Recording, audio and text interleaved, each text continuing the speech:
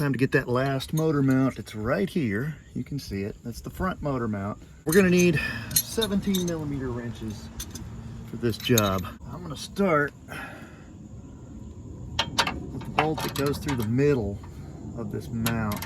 Wow, it is super loose, like about to fall out loose. Long. All right, there's our first bolt. We're gonna get on this bottom one. There's not much room for putting a socket on here, so I'm gonna use this 12-point box end wrench. What is this? 17 millimeter. I think all these bolts are 17 millimeter. There we go. It takes a while to get this off with the 17 millimeter opening, but there's just not a lot of room between the frame and the bumper and everything else to get any kind of quicker tool in there, so I'll just tough it out.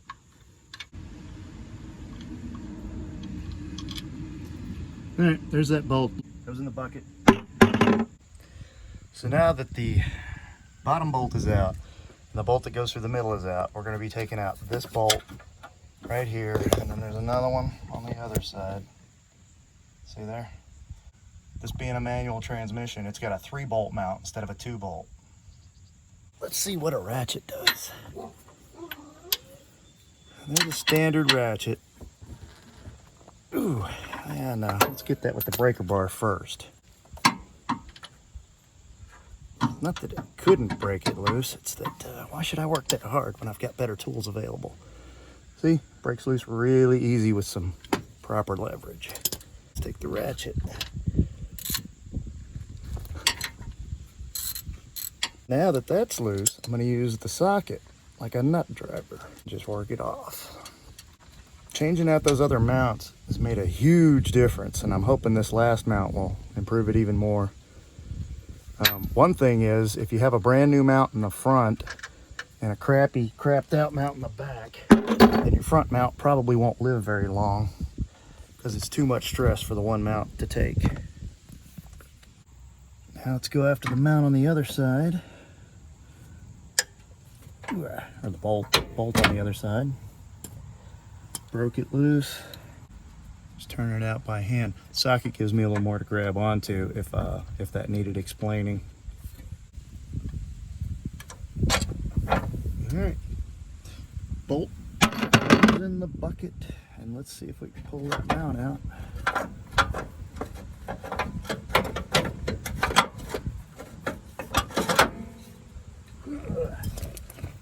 Where have we got any room to get that out? Kind of tricky getting it around the fans. Basically, push it up as far as it'll go and then rotate it. And it should come out, I think. Yeah, there we go.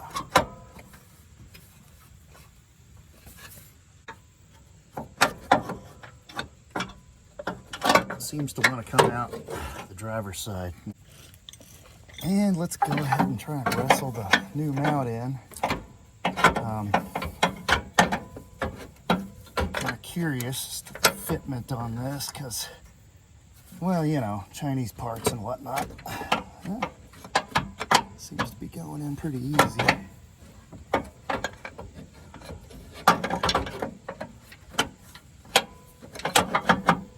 Yeah. Going well. Pop it a little bit. Look at there. Drops right in. So I'm just going to go ahead and tell you guys that I had absolutely zero fitment issues on this one.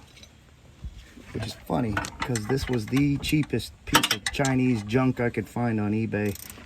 I was in a hurry to get it done. I wanted it here quick. So there it is. Try and run this one in with the ratcheting box end wrench.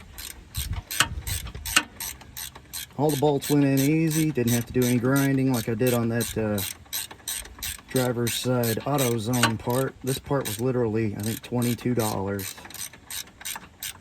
And it may not live very long at all. I don't know. We'll see. Alright, tighten up the last bolt there with the ratchet.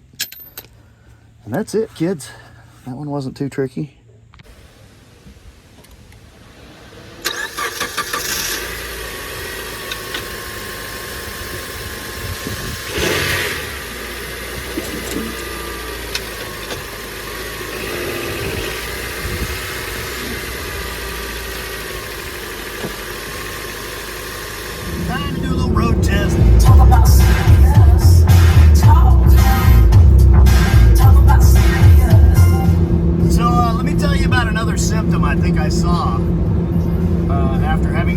job, which is sometime last spring, my cruise control started dropping out every time I would hit a little bump, and it got worse and worse and worse. And now I'm noticing when I hit a bump, I just hit a bump. It doesn't drop the cruise control out anymore.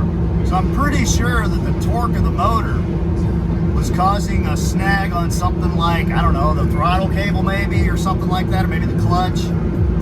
But for some reason, the torque of the motor, when I'd hit a bump, with the motor mounts all blown out, would cause the cruise control to drop out. So, I'm gonna say this. If you're starting to notice that your cruise control drops out every time you hit a bump, you might want to check those motor mounts and see what you got there. You might have motor mounts start to go out. If I had known that when mine first started dropping out, I would have checked those motor mounts, and I probably would have caught it before 3 of the 4 were completely destroyed. So that's it, guys. I hope this 4-part motor mount series has been helpful. This is the one I just took out. Take a look. See how it's ripped completely loose?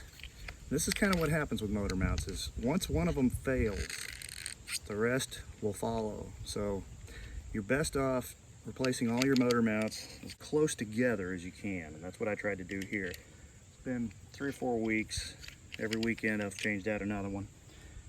That's the front motor mount. This was the rear motor mount, which is, when I took it out, I told you, seemed okay, and that's because that's what I was looking at. If you look at the other side, it's ripped completely apart. Not as bad as the front, but still bad. This is the one from the passenger side. This is the one I took 8 minutes. I didn't even edit the video to replace. Very simple to replace. This one was in the best shape of all 4. And then of course there was this one on the driver's side, which is just torqued to pieces. Nothing left of it. This was the one that first got me looking at the motor mounts. When I saw how damaged that one was, I started looking at all of them. And they were all in bad shape. So if you're getting a lot of front end vibration, sometimes the symptoms can seem a lot like a bad axle or a bad CV joint. Before you get into that, first look at replacing your motor mounts. All of these motor mounts were probably $120 for all of them. They're cheap. You can get more expensive ones, you can get better ones. But I went cheap because I usually try to go cheap on my car. I cheap out. Tools you're gonna have, you would do well to have a floor jack in case you get something so far out of line that you need to move the car. I didn't use a floor jack today. I didn't use a floor jack on the rear one either. The front and rear I replaced without a floor jack under it. The left and right I did have a floor jack under it, and I'm kind of not completely convinced that I had to have it. You will have to have a 17mm deep well socket, and a ratchet and everything that goes with it. You don't have to have air tools. Air tools can make things faster and easier if you have the means. Why not? If you don't have the means, you don't need it. Good breaker bar, 17mm, 14mm you're also going to need, and that's about it. Maybe a pry bar if you get things out of line. If you have the confidence to replace, say, the serpentine belt, or rotate your tires, or change your brake pads, you can do the motor mounts. Save yourself a ton of money. Till next time, this is Clint Searcy saying, like and subscribe. See you next time on Scavenger Type.